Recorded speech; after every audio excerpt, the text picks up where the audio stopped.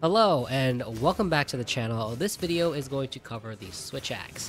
This video is aimed at both old and new players alike, and we're going to go through all of the Switchaxe's new moves, its game plan, and in general how we should be approaching the Switchaxe in at least the beta.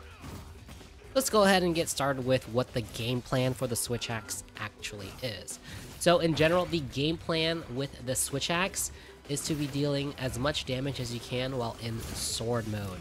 Sword mode is where most of your damage comes from because it's got very flashy moves as well as it has a special amped state.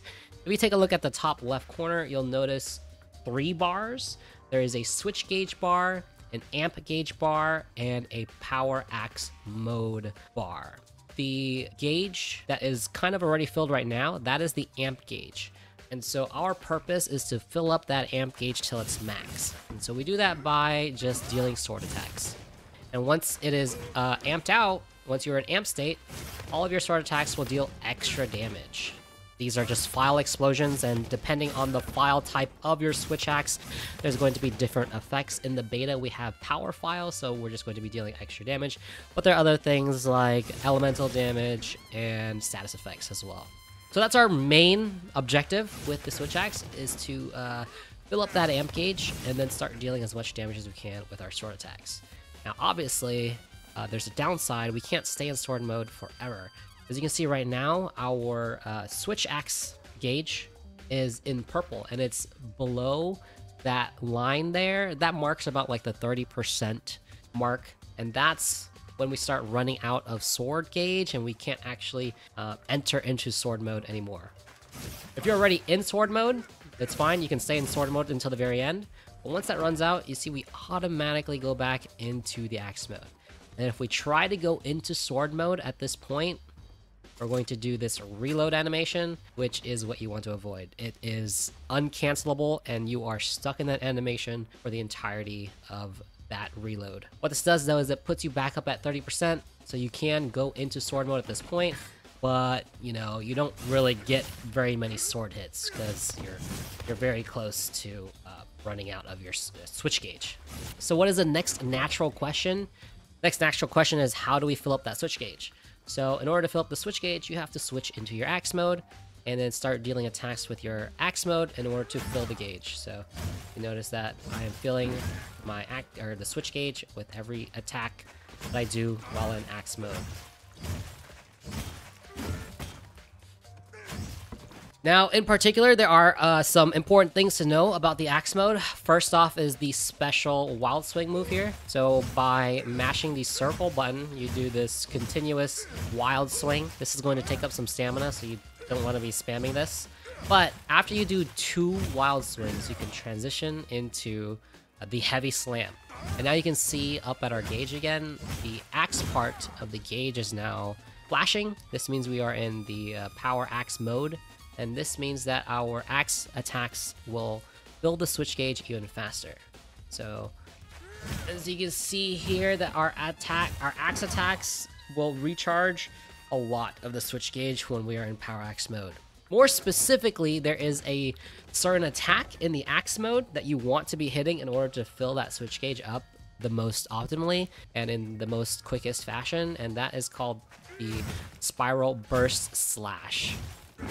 That is actually a new move in Monster Hunter Wilds that is absolutely crucial in maintaining that switch gauge. As you saw earlier, it filled a lot of the switch gauge versus all of the other axe attacks were not really that great in filling up the switch gauge. So you really want to find your routes that send you to that Spiral Burst Slash as much as you can. So I'm going to switch into the axe mode here. And there is a Spiral Burst Slash. You can see that our switch gauge really does go up by a lot when we hit that. And everything else is kind of weak in terms of filling up that switch gauge. In general, when you're in axe mode, you have to do a 3-hit combo first in order to get that move. But there are some shortcuts into that move that we'll talk about in a little bit. A couple more notable moves that I want to talk about while in axe mode is your forward moving attacks. So if you're pressing a directional button and the triangle, you will do this forward slash. Personally, I really hate this move. It's also not very strong. If I want to get some distance or some forward momentum, I'll generally use the circle button and go for the forward overhead slash. That move is definitely a lot stronger, does a lot more damage than the normal forward slash. And this also helps lead into the spiral burst slash after just doing a side slash. And then the next hit is the spiral burst slash. So that's usually how I like to move forward with this weapon, is by doing the forward and then the circle button and doing that overhead slash. That is definitely my preferred way. Now let's talk about the morphing of this weapon. So if you're completely neutral and you press the right trigger button, it will just morph without doing any kind of attacks. However, if you are moving, you will do a morph slash. This is the same thing as with sword mode. So if you're moving, you do a morph slash. And there are several different types of morph type moves. In sword mode, you have two kind of morph slash moves. So you have a regular morph slash move if you're holding forward. And then if you're holding backward while in sword mode, you'll do like a retreating morph slash move, which is really good for positioning. Very, very, very good move. Now, the thing to mention about our morph slash moves is that this leads into the spiral burst slash right away. So if you do a morph slash, you can get right into this and start charging your switch gauge. That's really good to know, right? Like if you're in sword mode and you notice you're running out of switch gauge, you do a morph slash, and then you go straight into a spiral burst slash and you build a ton of switch gauge meter. Really quickly, going back to the axe mode, another couple good mobility options is the fade slash. Your fade slash is available after any axe move. Literally anything you want to do after any of your axe moves, you can press down on the left stick and then your O button, and you'll do this retreating axe attack that kind of hits up high. This is just really good for repositioning if you think there's a monster attack coming right in front of them. So you can get out of the way and then just start counterattacking right afterwards. Okay, so that's the axe mode. Pretty much everything you guys need to know about the axe mode. We haven't talked about the offset attacks or the focus attacks yet. We'll talk about that more towards the end once we get the general game plan of the weapon. So let's move on to sword mode. So in sword mode, again, remember, we want to be charging the amp gauge. And so in order to charge the amp gauge, all of your sword attacks will recharge a little bit of the amp gauge. However, your circle attacks will regenerate a lot more than your triangle attacks. This doesn't mean that your triangle attacks are useless. They definitely have their merits. It's just different from the circle moves. So circle moves will recharge your amp gauge the fastest. So when you're trying to charge it, go for your circle moves. You have your double slash into the Heavenward Flurry. The Heavenward Flurry is kind of a large commitment. So by weaving in a triangle attack and then going back into the double slash is a pretty good way to charge your amp gauge if you don't really have any kind of big opening. So then what then is the purpose of your triangle moves? So the thing about your triangle moves is that it gives you mobility. You're able to move around while using your triangle moves. Whereas with your circle moves, you can't move around at all. So you can notice here, right? I'm using my triangle moves. I'm moving backwards, moving to the left, moving to the right, and I can just move forward. Whereas with your circle moves, your circle sword moves, you are completely stationary and you cannot move at all. So that is the purpose of your triangle moves versus your circle moves. Keep that in mind. Now, of course, let's talk about what makes this weapon so cool and flashy. I'm just going to call them your super moves. And your super moves are the Element Discharge, your Zero Sum Discharge, your Unbridled Slash, as well as your Full Release Slash. So let's just start with the Elemental Discharge. This is your Elemental Discharge. By pressing triangle and circle, and then mashing the triangle, you get your Elemental Discharge. You can end it early by pressing down on the left stick and then mashing triangle. You can end it early if you don't want to commit to that entire animation. All right, so I've got my amp state again. I can't show you this because it's a barrel, but if you press triangle and circle and then hold it, you will actually latch onto the monster and then execute a Zero Sum Discharge. When we get into a hunt, I will show you guys that. Your next awesome attack is called the Unbridled Slash. And you actually have access to this move at any point while you have your sword mode out, regardless of what the top right of the screen is telling you. You can use this at any point as long as you're in sword mode. Whoops, I accidentally reloaded. Let's go ahead and do that. So by pressing right trigger, triangle, and circle, see, you can go into that move. Now this move is a lot better when you're in amped state. So it is definitely my recommendation to avoid using this move unless you are in the amped state. When you're in the amped state, the move has like a lot of extra file explosions. As you can see there, that's without full release. But then if you do the full release version, it does even more file explosions. Let's see if I can show that. Yep, so it does like 2 extra explosions there, and it's a lot of damage. It's pretty good. Definitely want to be using that move a lot when you're in the amp state. Now, I just want to show that move when I'm not in amp state to show you kind of how much weaker it is. So you see we have no file explosions there. And we can't even do, you can't even do the full release if you're not in amp state, so you don't get any of the extra explosions. So again, that's why I wouldn't really recommend you use that move unless you're in the amp state. Another thing that I should mention about that move is that it is also a natural follow-up after the element discharge just by pressing the right trigger button. And you could do either the full release version or the non-full release version. Something good to note, it's a good way to tack on some good damage when the monster is toppled. You can also just end it early and then go for the full release version and then just transition into recharging your switch gauge. Now let's talk about the follow-ups after a full release slash. So you'll notice you can do Spiral Burst Slash, which just loops itself over and over, right?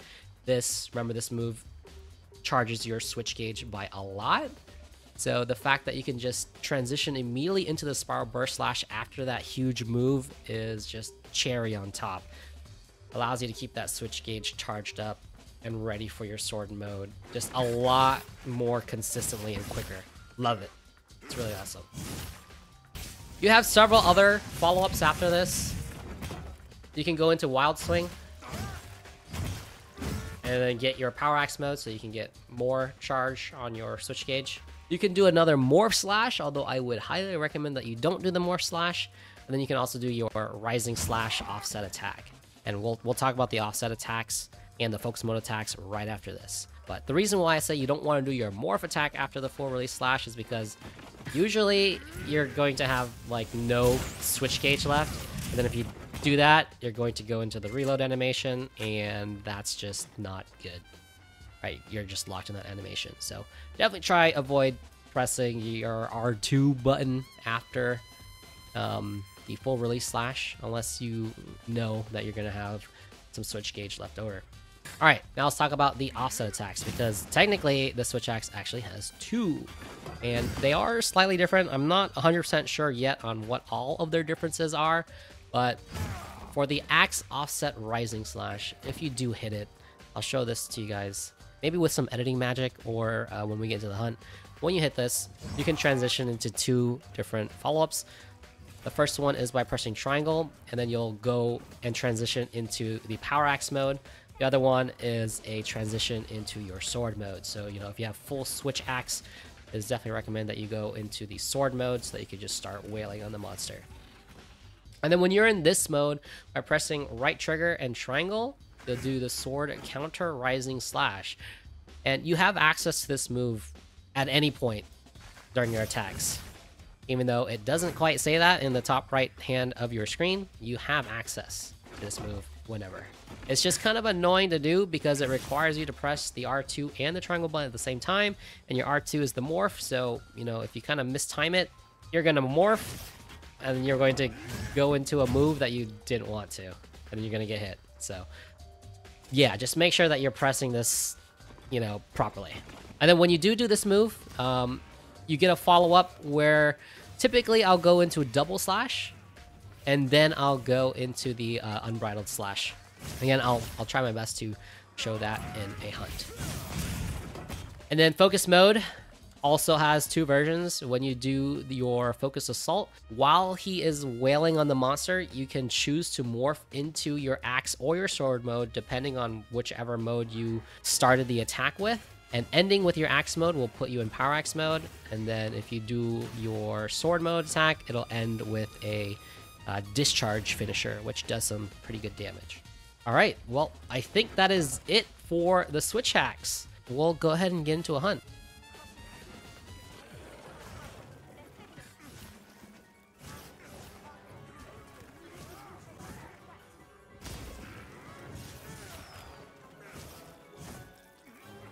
Okay, we hit the offset there.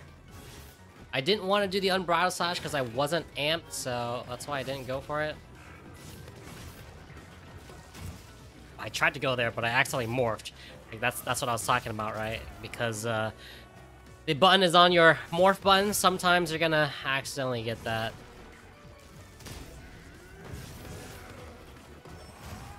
I tried to do the Unbridled Slash, but I ran out of switch gauge, so unlucky there. Alright, I'm trying to get my power axe mode. I'm gonna try to do a spiral burst slash if I can. Oh, got tutorials. What's got a wound? Nope. Yep, now I'm full. Let's see if we can do something here. Go! Let's go into this. But I whiffed completely. I have a wound. I'm gonna do the sword mode one if I can. And I'm gonna morph in the middle of this to switch in the sword mode, and then do full release. Yeah, like a lot of sharpness. I tried to do the offset slash, but I just completely messed up. We got another wound. I don't have axe mode, so I'm gonna stay in axe mode for this one. I don't have the power axe mode. And give us a lot of gauge. Gonna go for the full release. No, he ran away. Oh no, nope, nope. We still hit him. We still hit him. Nice. Gotta get another burst release. Yep. Switching to sword mode. We're almost out of amp gauge. Yeah, we're out. We just ran out. So I'm using my triangle attacks to kind of like position myself. I'll go for the heavenward. I whiffed. Didn't hit the offset.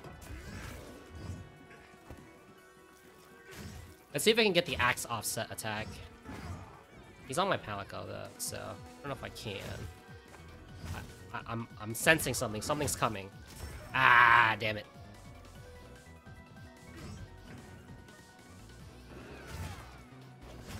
Just after my Palico. Oh, I hit him right in the butt. Got a wound. I'm gonna do the axe mode one because we don't have that mode yet. We're really close to amped state. Yeah, I'm gonna go straight into it because I just flinched him. Ah. The whiffs are real. Also, our sharpness is just getting completely destroyed.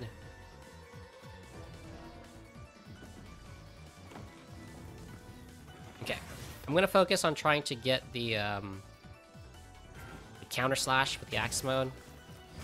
Let's see if I can do it. Damn it. There we go. And then I'm gonna go into the sword mode. Go into full release. Oh, so much damage. And then there's the burst slash. So we got a lot of switch gauge back. Okay. We got a lot of wounds. Oh, but he's running away. Let's see if we can get something. Let's break some wounds. I think this should fully amp us. No, it did not. I was really hoping that would fully amp us, and then we could... Oh my gosh! I was hoping that would fully amp us so that we could go into another full release slash, but... I turned off tutorials, but I guess I didn't.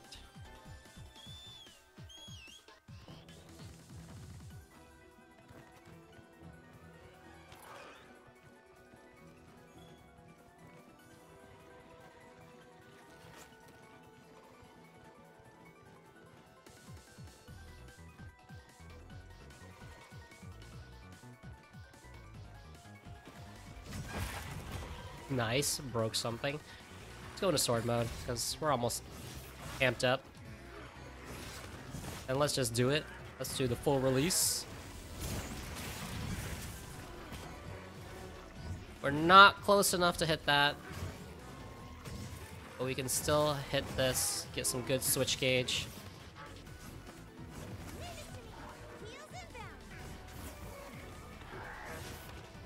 Okay, nice. I could have gone into full release, but I did not hit the right buttons. Alright, let's see if we can get another counter slash.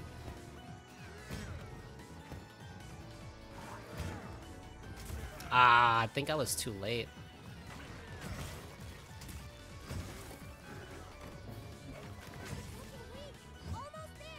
I'm really just trying to focus on getting this counter slash.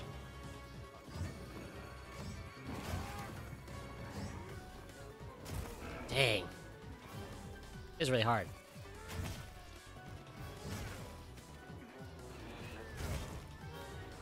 He's so weak, he's not even attacking us anymore, so... I think we're just gonna end this here. I did hit it earlier, so... I don't think I need to showcase it twice. Okay, now let's go into the full release. No, don't run away!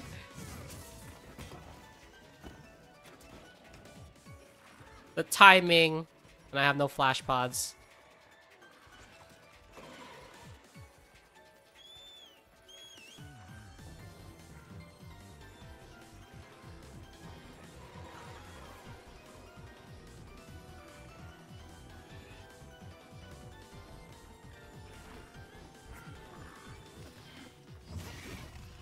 Oh, I mounted him.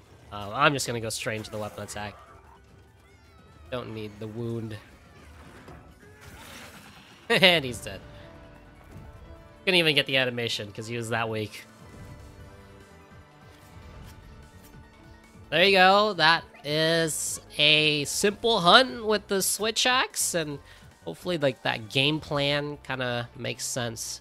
And also just showcases the really cool shit that the Switchaxe can do. There's just so much cool new toys for the Switchaxe. It's definitely a very fun weapon, and with the parries, it gives you more defensive capabilities, which the Switchaxe previously didn't really have. So, really, really cool stuff. Alright guys, well, that's it for this video. Thanks so much for watching. If this video helped you out, then definitely support the channel. Leave a like and subscribe. I'll see you guys in the next one.